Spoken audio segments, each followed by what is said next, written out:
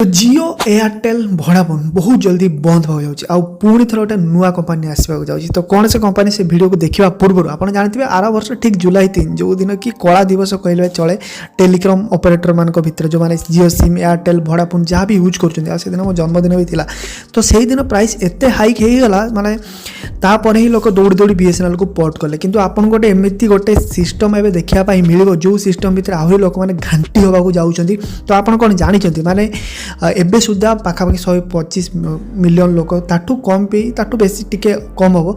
एबे भी से कीपैड फोन यूज कर 2G सिम यूज कर बाध्य करा 4G प्लान नापी। तो से ट्राई गोटे रूल नहीं कि आसीला जे फेब्रुआरी पूर्व प्लान रेट कमेब नहले आउ गोटे कथा हूँ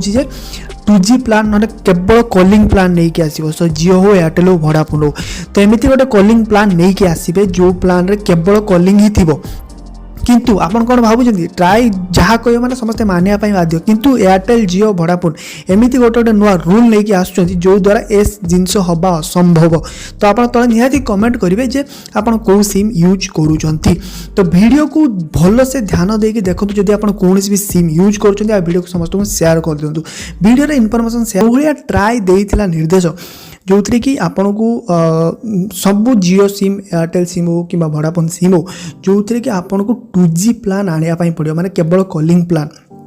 किंतु जियो तो भाई सीधा हाथ टेक दीजिए आमर तो 4G सिम ना 5G आमर 2G 3G ना तेणु आम से प्लान दे पारूनी असंभव कॉलिंग प्लान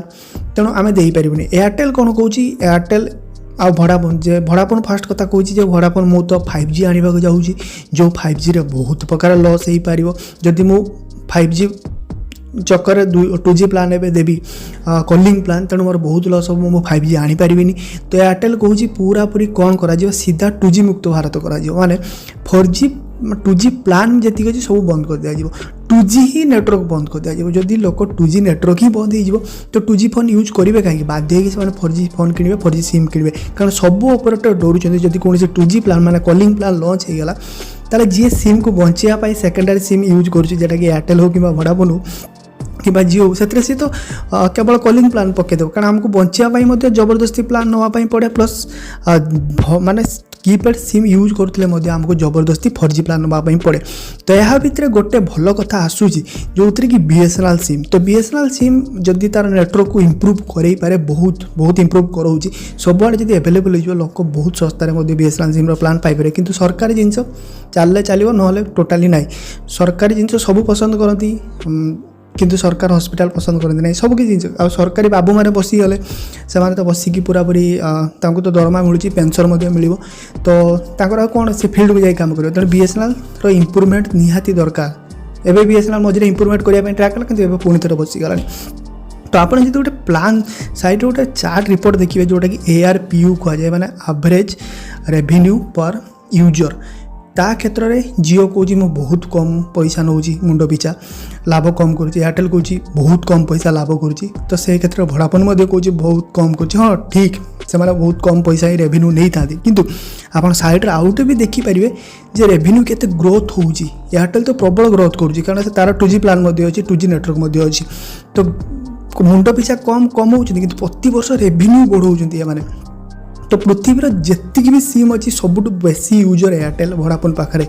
आप जान आश्चर्य हे। तो ये जदि चाहे आदि ट्राए कथा एयरटेल वोडाफोन जियो न मानती ताले आशा कर जो नुआ सिम कंपनी आसीपारे इंडिया को जोटा कि इलन मस्क जदि एंटर कला ताको सिम कंपनी बोधे ये आज पलि आसीपारे इवी कार सहित सिम आसीपारे किंतु एमाने पशिबाकू देबेनी तेणु आग को आपण ट्राए जहाँ कले आपण को देखापी मिल 2G मुक्त ना रे लुट जो कह 2G मुक्त भारत तारी ना रे 4G कंपनी जो अच्छे लुट हम से पर्यंत जिते पर्यंत बीएसएनएल सिम इम्प्रूव न कर अलग कौन सिम कम प्लान रे लॉन्च न हो। तो आपन जो आशा करते ट्राए जो दब सस्ता प्लान जबरदस्ती मैंने कमेबे फेब्रुआरी पर तो सेमती किसी हबार ना सेमती किसी हबार ही ना आप आशा रखुनी। तो वीडियो लाइक कर समस्त शेयर कर दिंतु जदि वीडियो शेयर होगला उड़िया तो जियो वाला देखिए मुकेश अंबानी तथापि किसी गोटे निहाती इनफॉरमेशन समझ मिले तो रोचे देखा नेक्स्ट इनफॉर्मेटिव वीडियो से शुभ रो।